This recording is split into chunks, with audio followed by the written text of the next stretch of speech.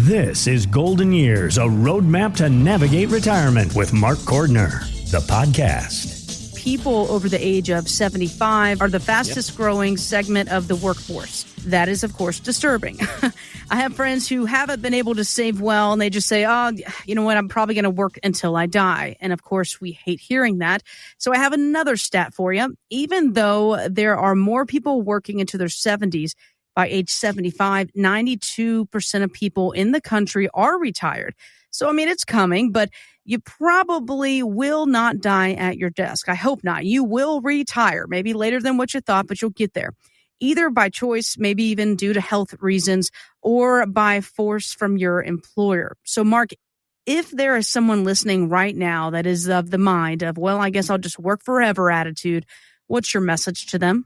Multiple, but don't give up. I mean, if your hope is to retire earlier, there's certainly ways. Anything we can do now will get us in a better position for the future.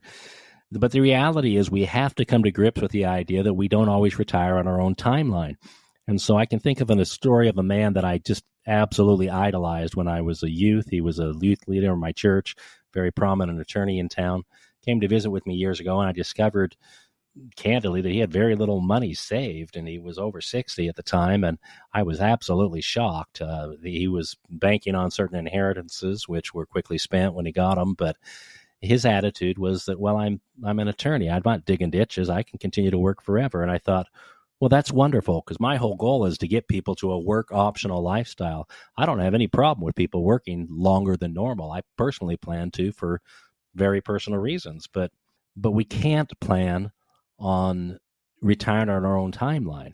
And that's the thing that really struck me from my interaction with him, was that I've had children, who have health problems, and we've had health problems throughout our family. And so I know that life doesn't always cooperate with our own personal timelines, and he hasn't had that so much. And that was the point I politely tried to get across to him, was what if something happens to you?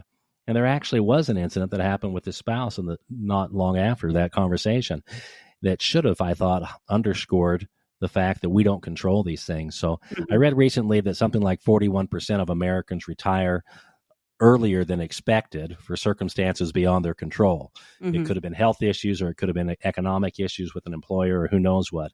But the bottom line is, don't bank on the fact that you'll just always be able to work. Let's bank on ourselves and put some money away now just in case, because we just don't know what's coming.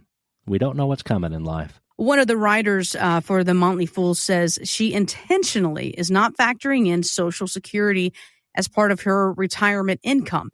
She says that way, whatever, she gets in benefits will just be extra. So you think that's going a little too far, Mark, or do you think there's something to this? I mean, I kind of like it, honestly.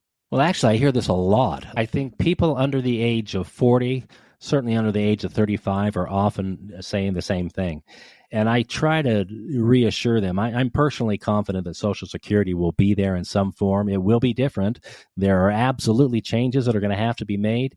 If Congress doesn't step up to the plate the way that they did in 1983, if they don't do something like that again, then here within the next 10 years, we're going to have a reduction of approximately 25% in benefits that the government will be able to pay out. So absolutely, yes, the government's going to have to do things.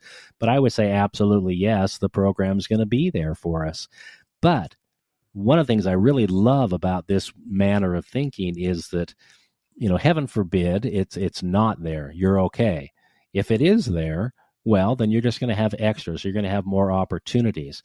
The thing I caution people with is that Social Security was never designed to be a primary source of income. We have to think about it differently. And frankly, most of us should think about it as a primary source of funding our future health care, because most people go into retirement without a clue what to expect in terms of health care costs. And Fidelity Investments does a study every year. They came out this last year and they said basically that a married couple needs to have about $320,000 in health care related expenses over the course of their retirement. And that's not including long-term care. So some academics have actually come out and said, we probably should think of Social Security as a means of funding the ever more expensive healthcare costs that people who are living longer invariably are going to face. Interesting thought, huh? That's a totally different way of looking at things. Yeah, that is interesting. And, when it comes to Social Security, I know a lot of people put that in their pocket and they go, whoop, I got that. That's going to help with my retirement. It is. But correct me if I'm wrong here, Mark. You cannot just say Social Security and a little bit of my 401k, that's my retirement plan. That's not going to cut it, right? Well, not for most people. What I typically hear is the average couple is looking for about $6,000 a month in living expenses. Now, I certainly have clients who want $15,000 to $20,000 a month because that's been closer to their lifestyle, and there are a few out there that want, only $3,000 to $4,000 a month. They tend to be the exception. But Social Security isn't getting you up to $6,000 a month generally. In some cases, it does. When we're dealing with two professional spouses, and certainly if they defer until claiming until a later date, like age 70. But generally speaking, yes, we're going to have some savings to supplement that. And most people don't have pensions. So again, savings is a key. We just got to be prepared for whatever may come. And Social Security will be there again, I'm convinced. It just is not going to make up all of the income that people sometimes assume. So if you haven't done it yet, I say, come visit with us. Go to SSA, that's Social Security Administration, ssa.gov. If you haven't set up an account, do that, create an account, pull off your retirement benefit statement, bring that into us, and we'll do an analysis for you and your spouse or you individually, but especially with married couples. We want to do that. It's a free service we offer to people. It'll give you a lot more clarity as to what you can expect, at what times, when it would be best to claim, and so on. So, yeah, let us help you.